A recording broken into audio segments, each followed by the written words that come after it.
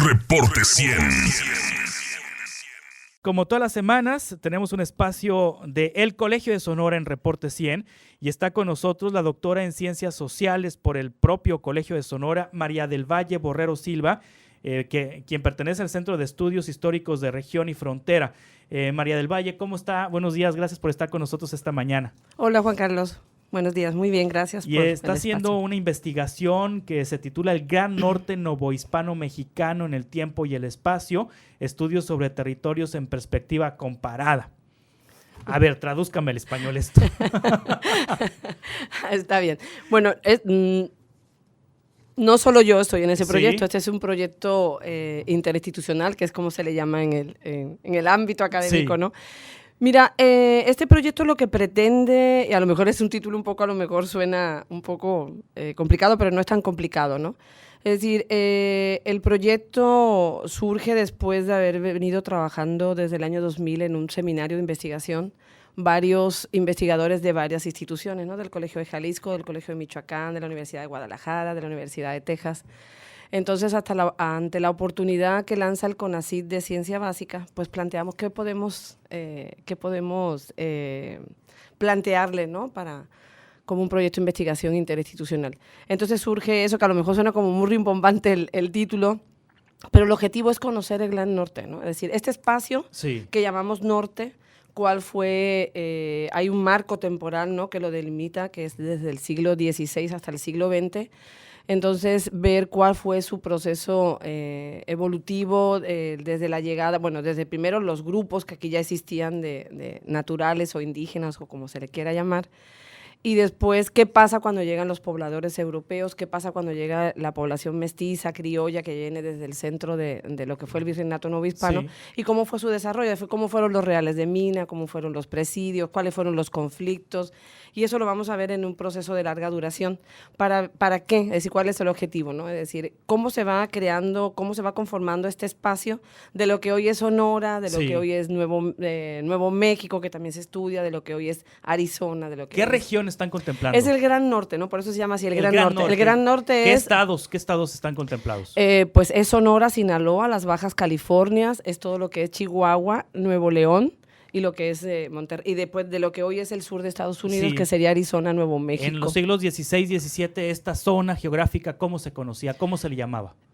Bueno, esta zona, lo que pasa es que nosotros conocemos cómo se llamaba por los informes que dejan los jesuitas, es decir, Sí. ya es una nominación que hacen otros, ¿no? Es decir, cómo se llamaban, incluso los mismos grupos indígenas son nominados por los que llegan, ¿no? Sí. Entonces se habla de ópatas, de udebe, de jovas, de guaymas, de upanguaymas. No conocemos, no tenemos... es decir, los arqueólogos te dirían o nos dirían que hablamos de la zona trinchera, de la zona de la playa de Guatabampo, es decir, por los restos arqueológicos, ¿no? No tenemos, es decir, como no hay documentos que dejan los grupos indígenas, ¿no? Es decir, ¿Y cómo lo llamaron los jesuitas? Los jesuitas empiezan a llamar, y por ejemplo, los jesuitas empiezan a utilizar un término que hablan de naciones, porque es el referente europeo, ¿no? Es decir, ellos, si en el siglo XVII, que llegan a partir de 1615 a Sinaloa y después ya llegan a lo que hoy es Sonora, entonces ven a grupos indígenas y hablan de naciones, ¿no? Entonces, pero es como te digo, es como lo bautiza el otro, con la mirada del otro, ¿no? Sí, aquí en el territorio que actualmente conocemos como Hermosillo, Ajá. en donde estamos ahorita aquí Sí. en esta cabina, ¿qué había en el siglo XVI, en el siglo XVII?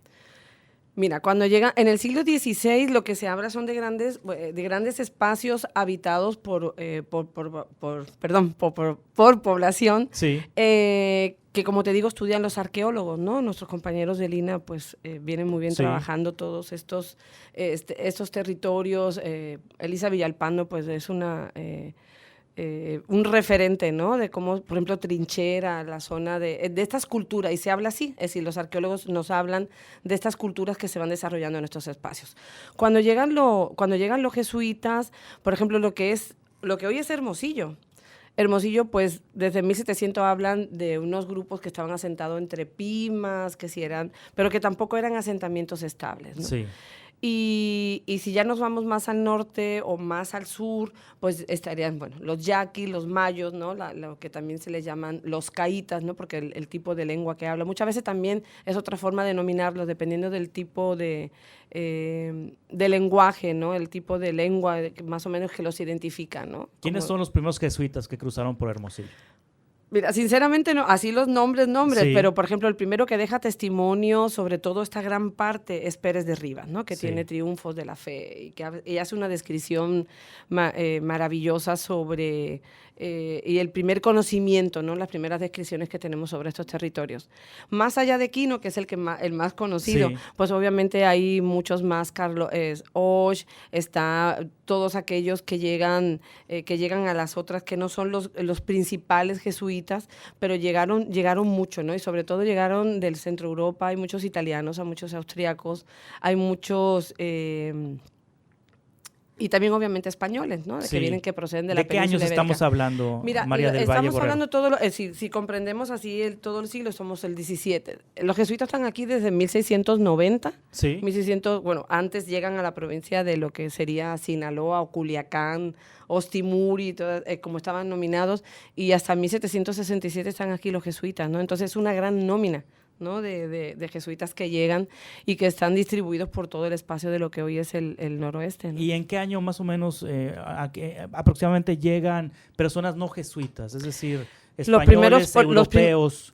Los jesuitas, mira, eso es junto con los jesuitas tienen una misión, ¿no? Los jesuitas tienen la misión de colonizar, evangelizar, es como asentar el camino, ¿no? Sí. Para eso fueron, a lo mejor suena un poco raro, pero para eso era su papel, para eso fueron contratados por la corona española, ¿no? Es decir, aquí había hasta 1535, podemos decir que los españoles ya tuvieron un freno, no pudieron avanzar hacia el norte, ¿no? Y la estrategia fue primero mandar en avanzada a los jesuitas, ¿no? Con esa intención. Los jesuitas tienen un contrato con la corona por 10 años. Y entonces era aplacar, evangelizar, e irse más al norte y que llegara a la población, podemos decir, civil. En 1640, llegan Pedro de Perea, que fue el primer gobernador de lo que hoy es Sonora, aunque él la llamó Nueva Andalucía, lo que pasa es que fue un término que no prosperó. Y llegó con familias de Chihuahua, es decir, con la intención y también fue como un tipo de contrato, ¿no? Que también hace con la corona de poblar, de cultivar, de establecer, y se van a establecer lo que es el río Sonora.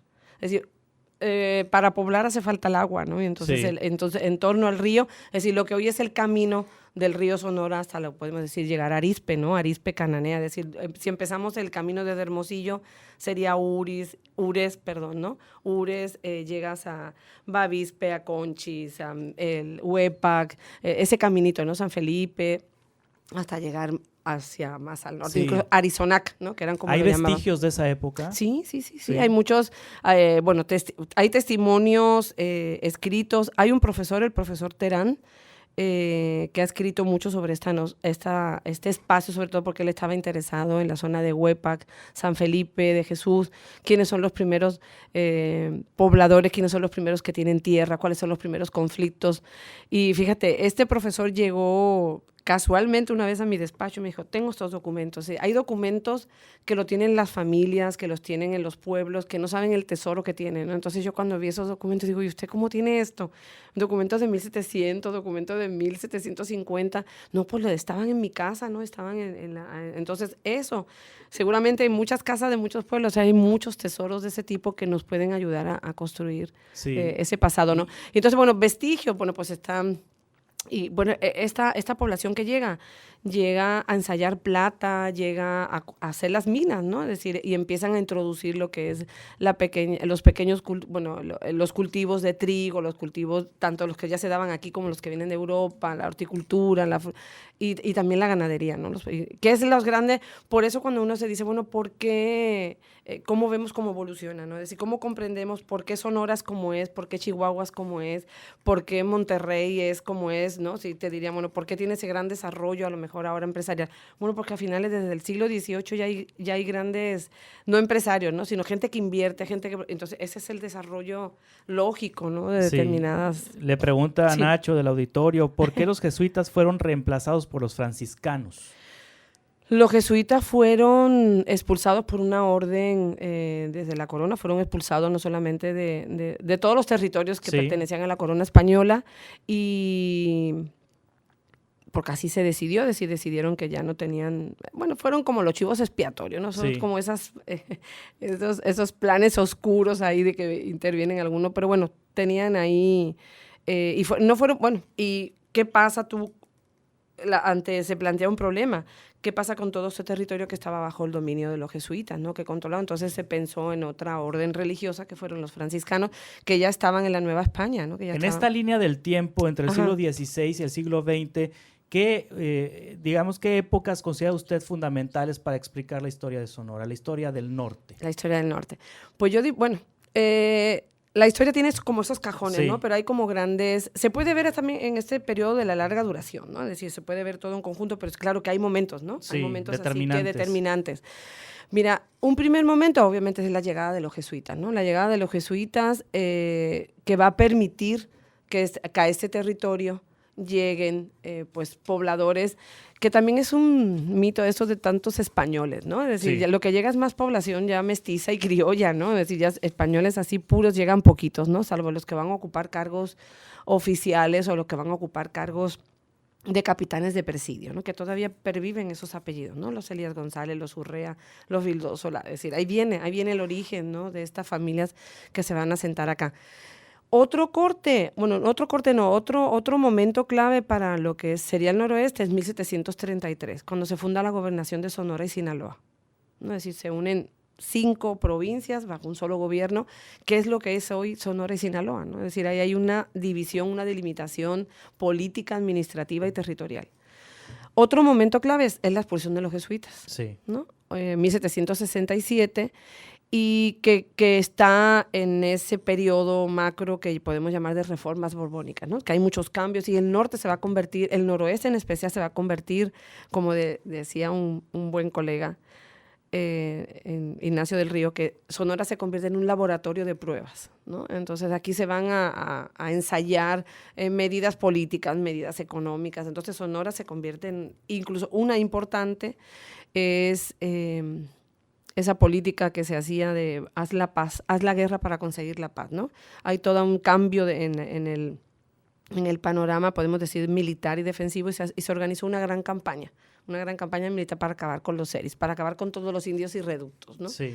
Pero obviamente eso no y eso también es un gran momento, se crea la Comandancia General de las Provincias Internas, es decir, cambian territorialmente, empiezan a funcionar las intendencias, y ya otro momento clave que tiene que ver pues con todo lo que está pasando en la península ibérica, ¿no? La invasión de Francia, las guerras de independencia, y eso que va a originar todo un proceso aquí de independencia, aunque como Marcos Medina, compañero también del colegio, ¿no? Es decir, que ha estudiado más ese periodo 19, el siglo XIX, Sonora era realista, ¿no? Sonora está del otro bando, pues, ¿no? Entonces aquí la independencia... Siempre conservador.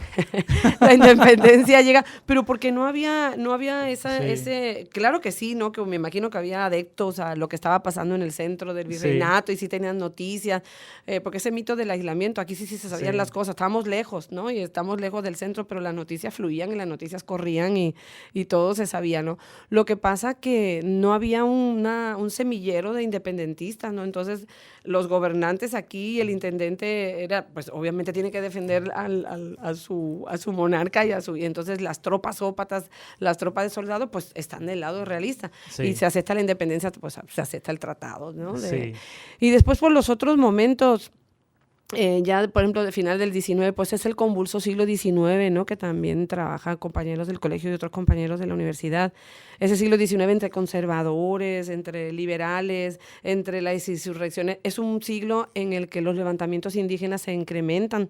Es decir, se habían estado más o menos controlados o bajo campana, ¿no? Como se puede decir, aunque hubo también rebeliones en el siglo XVIII, pero en el siglo XIX son mucho más, los ópatas se levantan nunca, que no se habían levantado casi nunca en el siglo XVIII, en el siglo XVII, pues los yaquis, ¿no? Entonces es un siglo, la intervención francesa, es decir, el siglo XIX es un siglo que tiene, no te podía decir así, tiene varios momentos, y ya el siglo XX, pues obviamente lo va a marcar la revolución. La ¿no? revolución.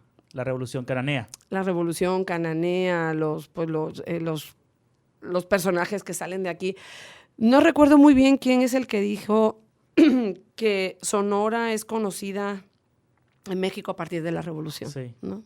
Sí. Entonces esos son grandes Pues qué interesante, María del Valle Borrero Silva, doctora en Ciencias Sociales por el Colegio de Sonora, explicar nuestro presente a partir de todo lo que ha ocurrido en el pasado. Muchas gracias por estar aquí con nosotros y compartirnos estos datos históricos. Si alguien quiere más información de esta investigación que están haciendo varias instituciones y varios investigadores, ¿dónde se puede encontrar? Pues mira, la investigación obviamente tiene, ¿no?, como Sí. objetivo la divulgación, la publicación. Pues van a salir, bueno, esperemos que pronto, algunos libros que van a reflejar los resultados de este proceso de investigación. Acabamos ya está, yo espero que ya a finales de año salga. Es un libro sobre cartografía, que también Sí. es importante porque, por ejemplo, los visitadores que aquí venían, los capitanes que hacían visitas, los inspectores que hacían visitas de los presidios, al final ellos delimitaban por dónde iban el territorio. Muchos de sus diarios no son mapas, pero sí son mapas escritos, ¿no? Entonces, Sí. bueno, de lo que se trata es de dar a conocer cómo desde el 17, en el 18 y en el 19 ya hay esta cartografía incipiente, que obviamente no es fiel de lo que es, pero te sorprendería, Juan Carlos, ver cómo un señor en el siglo XVIII hace un mapa de Sonora y ubica también a los presidios, los ranchos, las haciendas, los ríos. Entonces, eso es un resultado de este proyecto, ¿no? Y también hay trabajos individuales de cada uno de los Y uno investigadores. se pierde aquí en la ciudad todavía, ¿no? Para dar con Exactamente. una dirección necesitamos el Google Maps. Google ¿no? Maps. Qué barbaridad.